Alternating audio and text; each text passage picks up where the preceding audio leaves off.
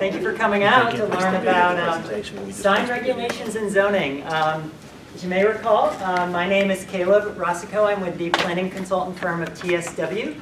That has been retained by the City of Tucker to work with you on updates to the sign ordinance and what we currently call the overlay. And tonight is a very important meeting because this is the public unveiling of a work in progress. We've been working very closely with a series of advisory committee members and with members of the public through a public process to work on the draft ordinance that's before you this evening.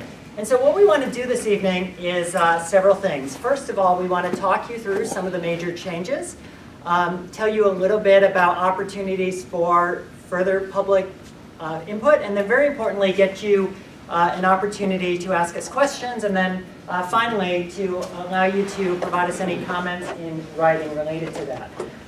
Now, as was mentioned, with anything related to zoning and development, I'm only the code writer. We do have an attorney, Joe Cooley with Cooley Land Use Law, who has been also involved in sort of behind the scenes technical aspects of it. And joining me is Sarah McCauley. Sarah has been helping with a lot of the public outreach and preparing the boards and helping with the PowerPoint. So we've really enjoyed working with you. As a reminder, the City of Tucker asked us to do a couple of things part of the process. One, to independently review your ordinances for usability, best practices, clarity, then to develop a series of new regulations to the sign code that would hopefully make it easier to understand, easier to use, and then finally, to conduct a similar process for the 3 overlays that Tucker has. Mountain Industrial, Downtown Tucker, and then North Lake. And so we've been doing that for several months now. As part of all of those reviews, making sure that we first read the applicable city master plans, that we coordinated with various ongoing efforts in the City of Tucker, like the Downtown Master Plan, and that we also have worked very closely with staff to make sure that their needs are met as part of this process. And we began with, again, a technical review, had some meetings to confirm direction, but now we're really in what is arguably one of the most important parts of the process, the coding, where we take all those general ideas and we've actually put them into the draft legal language, the draft ordinance that will be posted very soon on the city's website, probably sometime tomorrow or the next day for review. And again, I've said it twice already, but everything we're about to talk about this evening is a draft, and we really do expect changes to occur, and we in fact hope changes will occur based on your feedback. So with that said, this whole ordinance update process is based on a couple of big ideas, sort of universal overarching principles. The first of those is to make the language clearer. The language is today was largely written by DeKalb County and was not the most user-friendly. So we've tried to make sure that it's something that the public can understand, people who are not an attorney. Related to that, we've tried to make better use of graphics and text and tables to make the ordinances more user-friendly. And related to that, we are continually updating the actual layout of the pages so that they're not just 70 pages of words, that they are laid out in a meaningful way that's easy to understand. So those ideas are incorporated in both the sign ordinance updates and the zoning changes that we'll talk about shortly. In terms of the sign ordinance update, there has been a lot of work done to produce the draft before you this evening. The first thing that we've done is a little bit of housekeeping. Today, the City of Tucker sign regulations are in Chapter 27 of the Code of Ordinances, and then we also have a couple of them that are in the overlays and a couple others that are in the overlay design guidelines. So we had sign regulations in really 3 parts of the code. What we've done, first and foremost, is to take all of those various provisions and put them in one place. Put them in Chapter 27, put them in this new sign ordinance. Additionally, we have, by working with our attorney, made sure that the sign ordinance is what we call content neutral.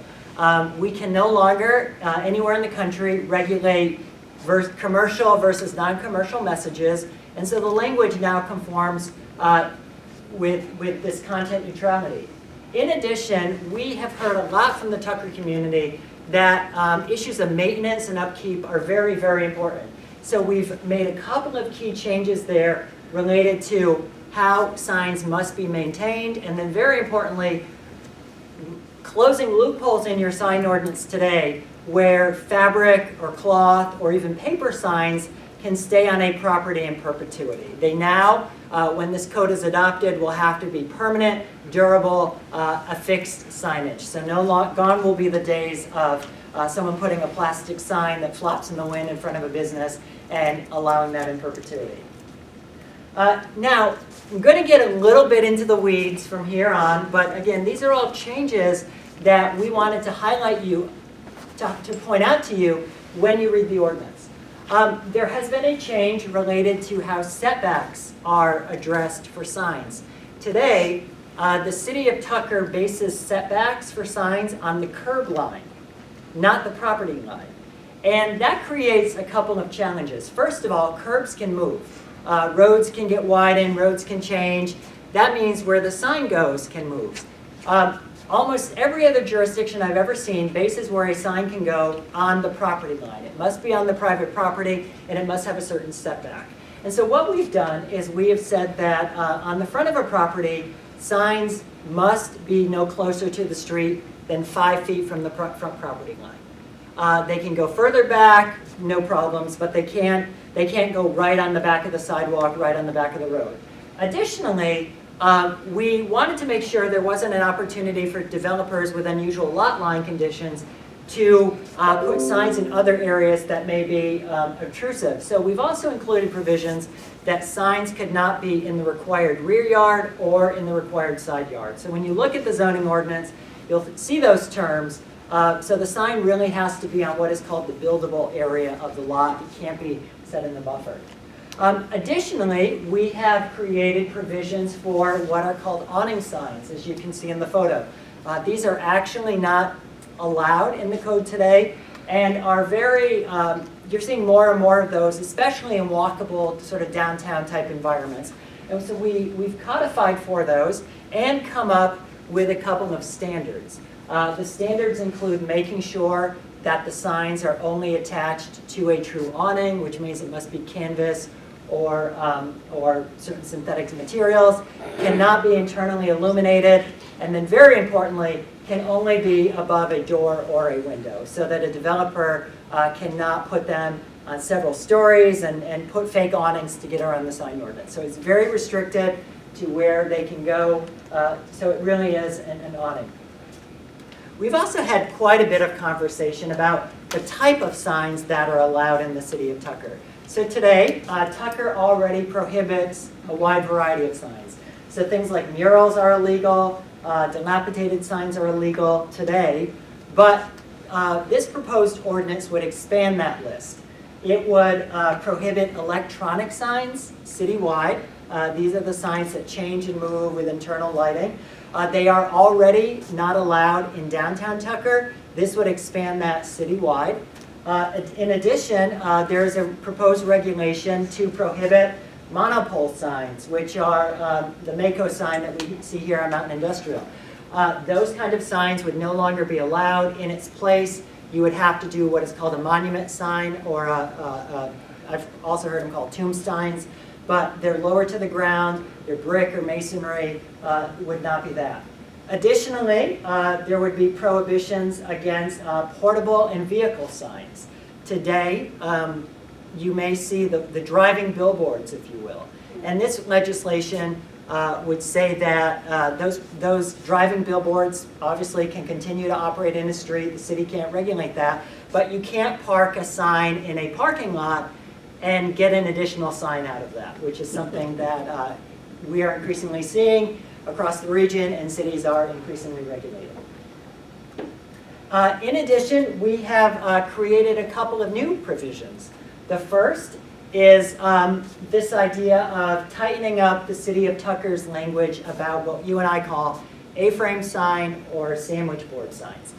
These are currently allowed in downtown, portions of Mountain Industrial, and I believe in North Lake.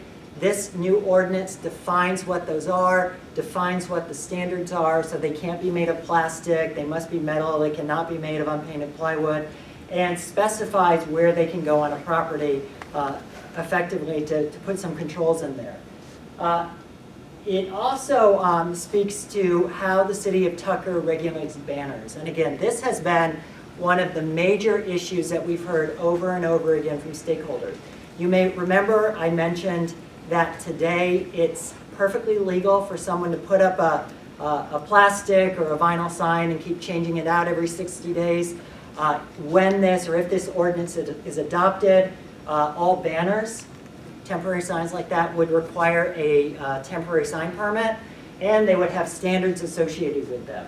So for example, you could have a maximum of 2 permits per year and a total of 80 days combined, or 40 each.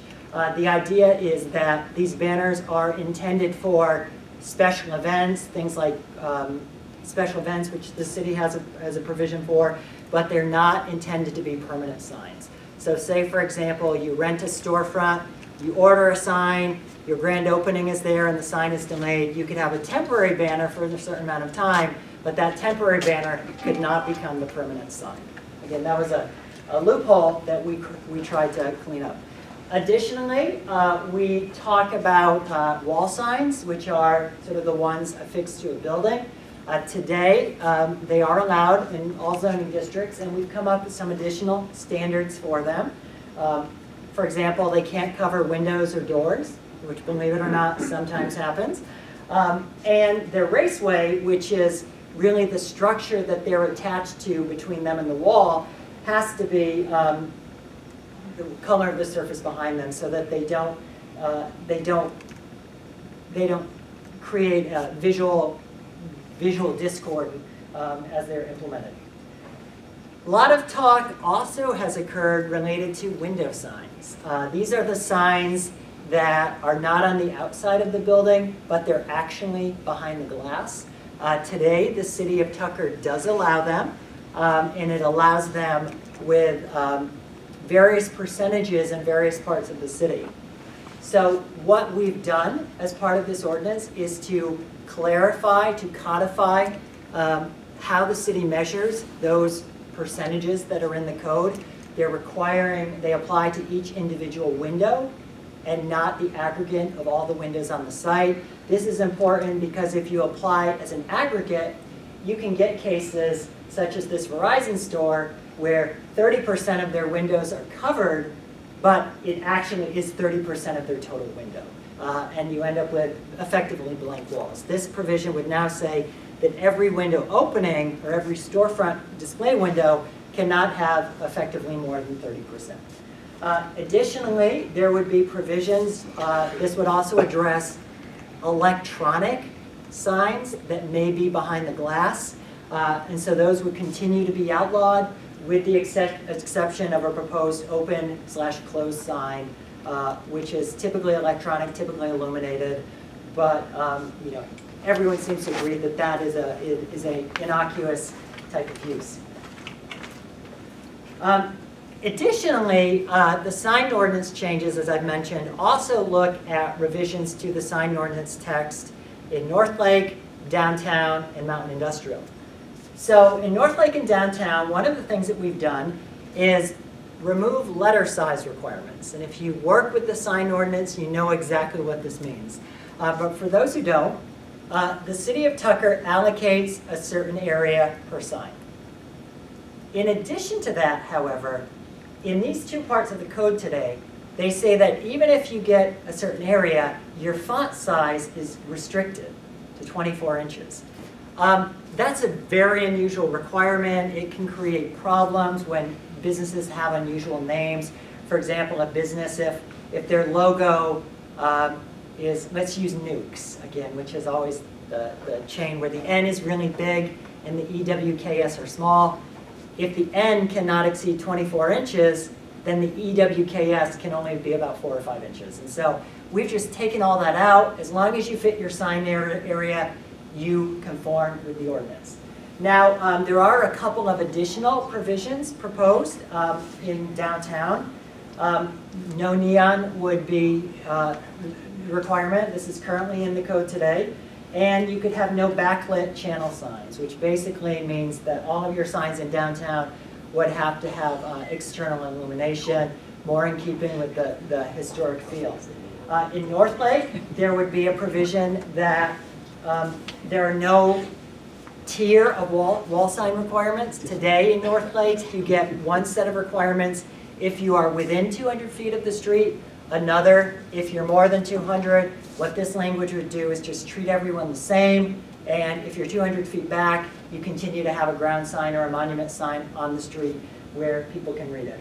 And then in North Lake, there could also be no channel cut signs, which are effectively the signs that are again, cut out individually. Those are already illegal in North Lake, and we would carry that provision over. And then we also provided a lot of new language related to how does Tucker deal with sign illumination. Right now your code is pretty silent. All your code says is that you cannot have any flashing or oscillating signs or signs that are replicate public safety lighting. So for example, you can't have a blue light going in a circle that replicates a police sign. But that really, based on the community feedback, that wasn't enough. And so what we've done is we've written a whole new section of the code that talks about what are the standards for nighttime sign lighting. And what it says is where the lighting can go, meaning the lighting cannot be where it's visible from adjacent residential uses, and it has to be limited to commercial portions of the city. You could not have certain light sources, so that means that things like rope signs, which are already illegal in Tucker, could not be circumvented by making a sign that was effectively a bunch of little LED lights. So that's been taken care of. There are brightness standards associated with it. There are internal illumination standards talking about what we mean when we say internal illumination, what we mean when we say external illumination, and then standards for things like raceways, which again is the back of the sign, the backing of the sign, and transformers. Again, we've seen a lot of electric signs in other jurisdictions, and even some in Tucker, where they'll put a big transformer box right on the sign unit when it really should be hidden in the street, visible from the street. So that's the sign piece. We have put all of those changes in a draft, and we know that there will be continued changes related to the sign ordinance, but that's sort of an overview of what you'll see in here. The second part of the process, as I mentioned, related to updating the overlays. The North Lake overlay, the downtown overlay, and then the mountain industrial overlay. The first one of those I wanted to talk about was downtown Tucker, which is basically where we are today. So the first big change that we have proposed is to make the downtown overlay not be an overlay anymore. Overlays, for those of you who know how zoning works, typically impose regulations on top of whatever is in the underlying zoning. So a property could be zoned residential or commercial or industrial, and the overlay has additional standards. But in the case of your overlay that DeKalb County created years ago, it doesn't always work that way. And so it was more of a freestanding district. It really regulated things like use and density and things that were probably, or actually are, in conflict with the underlying zoning. So what we have done, based on feedback from the city and conversations with our stakeholders, is we've said we're going to create a whole new set of zoning districts, and we're going to call them downtown districts. And they're going to be in the part of the code where the current overlay is, but they'll be downtown districts. And they will carry over all of the regulations associated with the current overlays today, but reformat them so they're actually in a zoning district structure. So because of that, we have carried over the 3 sub-areas in downtown Tucker today, neighborhood zone, corridor zone, and village zone, and mapped those and applied those, and you'll see a map of that in a moment. Now, In addition to that, I mentioned the overlays were written in 2008.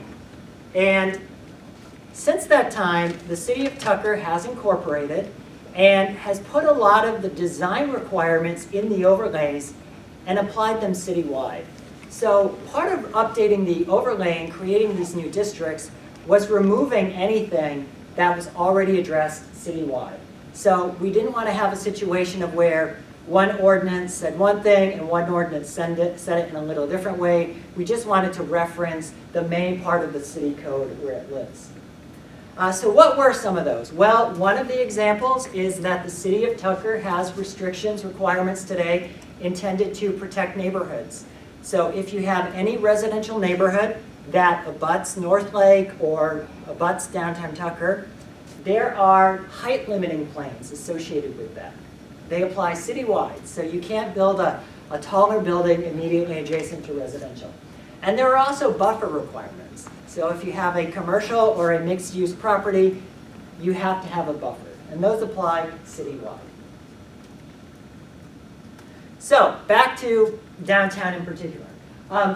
Up here is the proposed map, and we have a copy on the side of the downtown zoning districts. DT1, which is intended to be primarily residential, and is shown in green up here.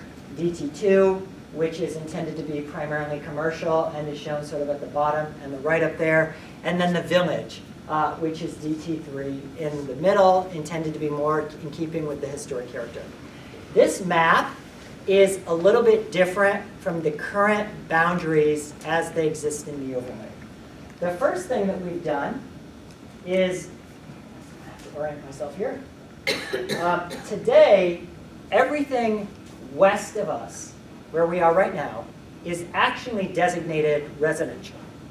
And as you may know, Tucker is doing a downtown master plan, and one of the ideas that's coming out of that master plan is that maybe limited commercial, limited residential are appropriate for that area. And so what we've done is, based on the comment, we have expanded that all the way to the west, to the boundary of the current commercial or residential area. Courtney, what was the name of the street again? Flowers or?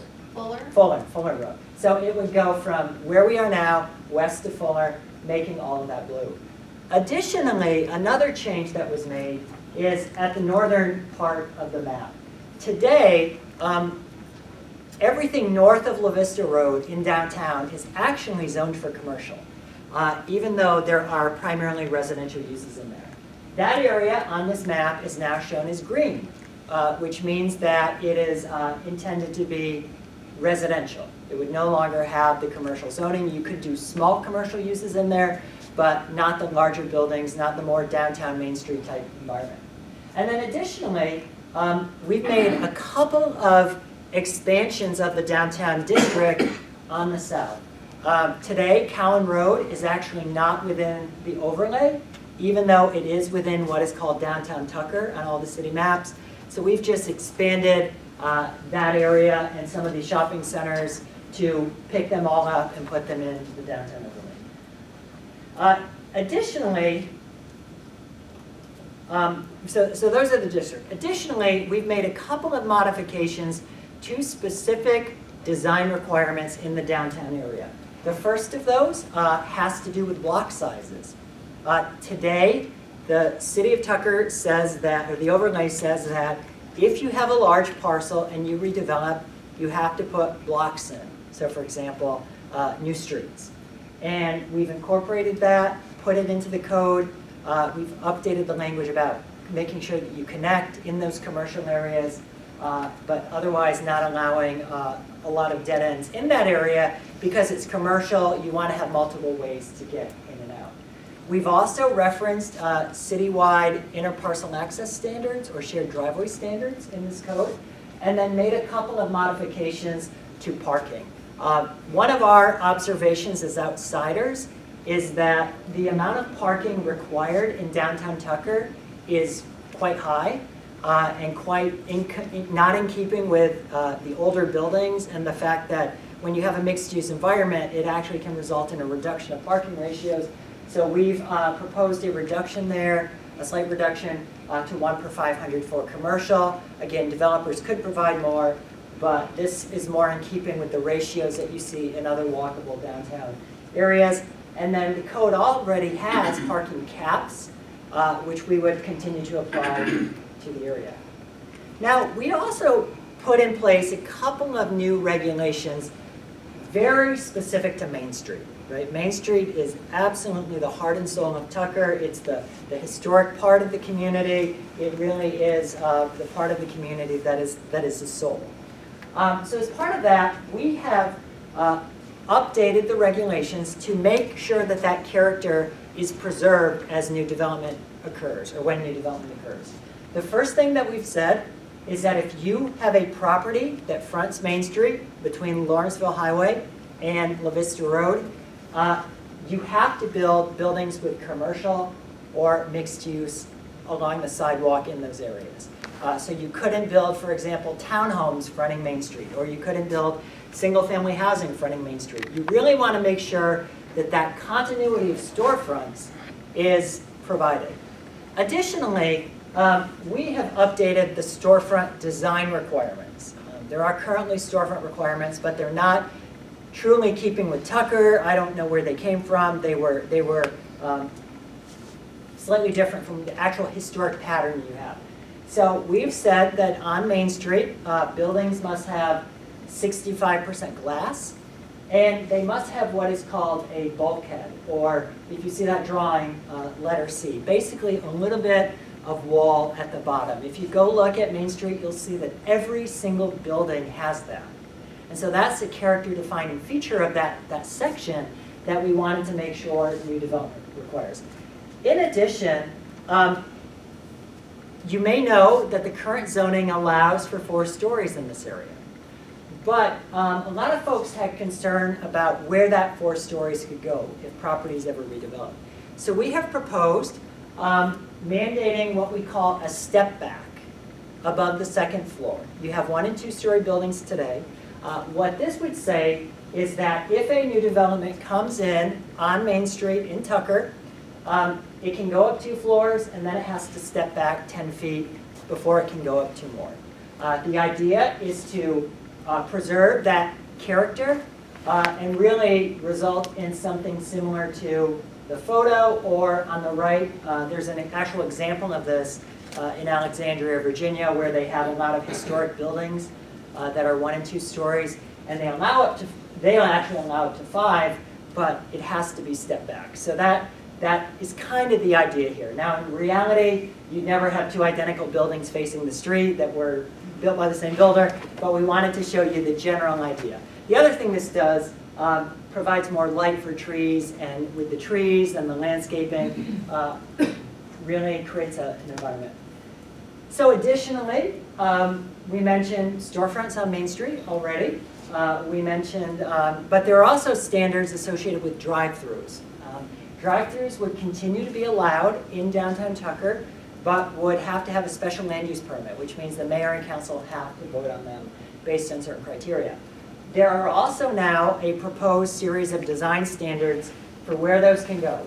They cannot be in front of the building as drafted. They would have to be to the side or the rear. And then very importantly, any drive lanes, any boxes, any window units have to be screened from the street. So the idea of a fast food restaurant coming in, putting a drive-through in and drive lane right in the front, that would be completely outlawed by this proposed language. We mentioned sign changes already, but there are also some streetscape changes that have also been proposed. Today, if a developer buys a property in Tucker, they have to upgrade the sidewalks adjacent to their property when they build a new building. That would continue to be required, but there would be a couple of changes. The first change would be that if the city had adopted an official trail or greenway plan, you would have to implement that section in lieu of the required sidewalk in front of your property. So that we don't end up with a situation where a developer puts in a sidewalk and then the city of Tucker comes in 2 years down the road and rips it up to put in a trail. This would say the city has the authority to just require that trail if it's in an officially adopted plan. There's also a custom streetscape requirement in your code today for La Vista Road in both North Lake and downtown, and that would be incorporated in here verbatim.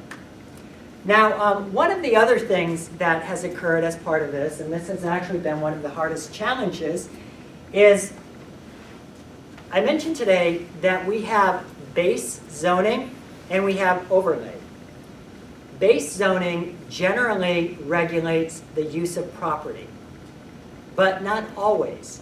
So today the way it works is if the overlay talks about it, the overlay prevails. If the overlay does not talk about it or does not specifically allow it or specifically prohibit it, the underlying zoning prevails. And we had to go and reconcile the two of these. We had to look at which properties had zoning today, what uses were allowed, and try to come up with a consistent list for what could happen in DT1, DT2, and DT3.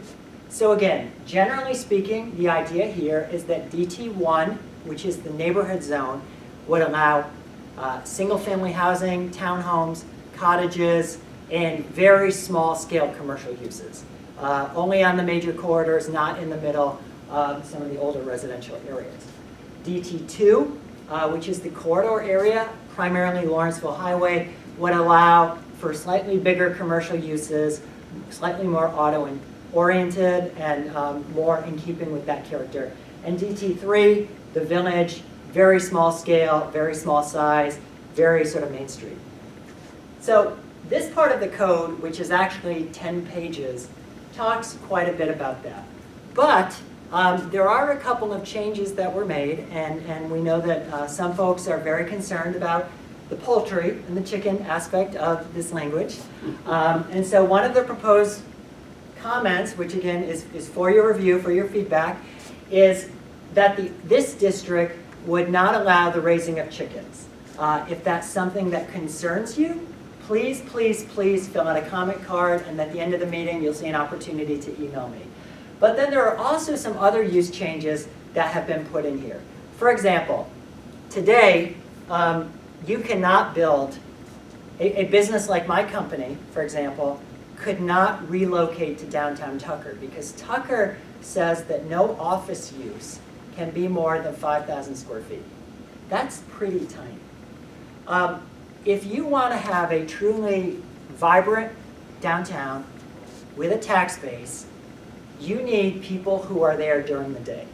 And so one of the recommendations in this part of the code is to allow City Council on a case-by-case basis to approve larger office uses in downtown Tucker and certain larger commercial uses, again, on a case-by-case basis.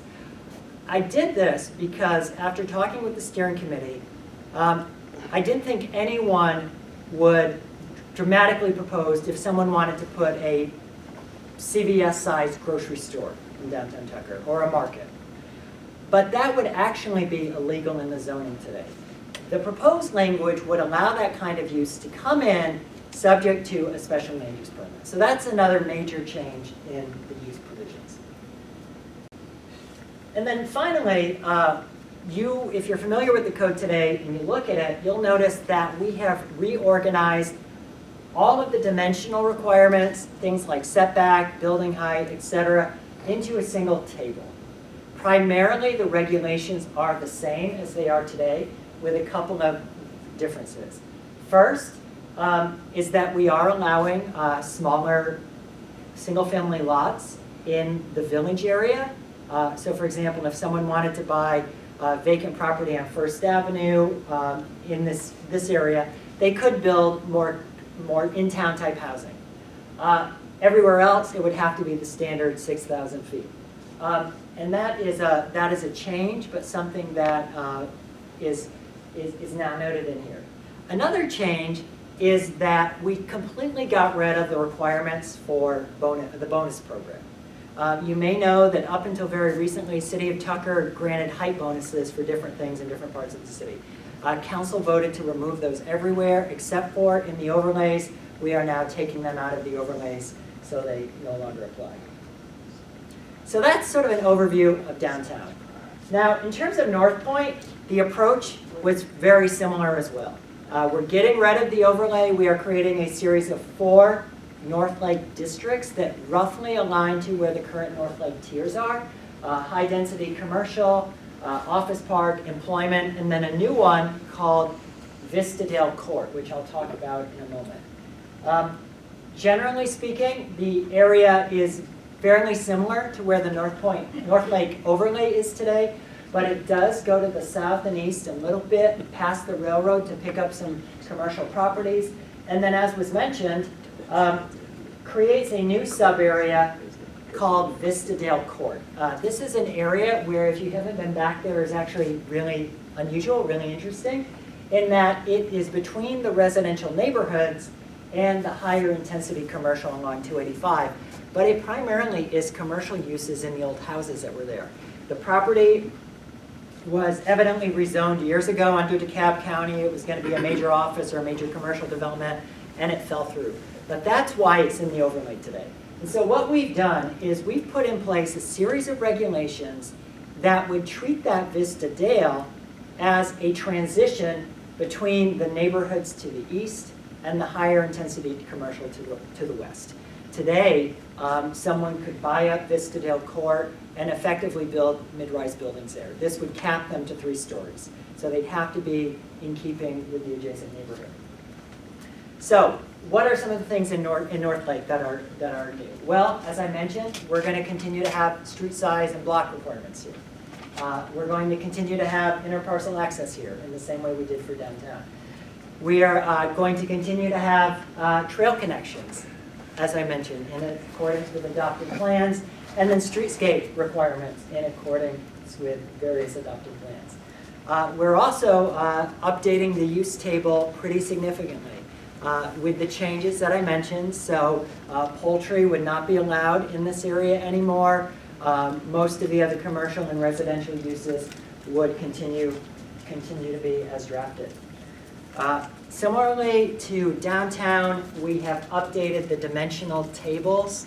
So there is now a single chart that shows everything, height, setback, width, that kind of thing, density, that kind of thing. But as with downtown, we've taken out the density bonuses. So today there would be no density bonus for affordable housing, interparcel access, which we've actually made mandatory anyway. The kind of things that were in there previously, you would just have a set regulation controlled by height of what you could build. And then finally, the process has looked at mountain industrial. Now you'll notice mountain industrial still says overlay because mountain industrial is a true overlay. It does not change the underlying use of the property other than limiting what cannot happen. And so we felt comfortable that it was what an overlay was intended to be. So within this area, we've only made a few very, very minor changes based on public comment. The first is to allow a few additional building materials. If you've been to mountain industrial, you'll notice everything is brick or masonry. Couple of stucco buildings, but most of it is brick and masonry. That was very appropriate for where the corridor has been, but we are seeing a lot of interest in converting older industrial buildings like that into things like offices or flex space or more creative uses. And so part of that has also come the use of additional materials. So we are proposing to allow glass curtain walls, which are really large expanses of glass, which would not be allowed today. We're proposing to allow ceramic or terracotta paneling. This is an extremely expensive architectural paneling that many of the newer laboratories and office buildings are doing, and certain anodized architectural metal panels. All these things are what we're seeing in the very, very high-end industrial districts that are that are beginning to get laboratories and more creative type office spaces. So all of those changes would just be to the architectural materials. It wouldn't be just brick anymore, could have these three other things. Additionally, there would be interparcel access standards, as was mentioned. They apply citywide. And a couple of very small modifications to the uses, really only two. The first would be to close a couple of loopholes in the language regarding outdoor storage. So today, outdoor storage does have regulations. These new ones would be even tighter. It would not be something that could be visible from the street. It would have to have screening. Could not have chain link. So that would all be cleaned up. And then finally, today, for some reason, the overlay actually allows mobile homes. And so we propose taking that out. There are no other residential uses allowed in that particular overlay. So in a nutshell, that is what is reflected in the two documents that I mentioned. The one being the Article 3, which we'll have a copy of for you to review this evening, and which will also be on the city's website. And if you sign in, I will email you a copy in the morning. And then the updated sign ordinance.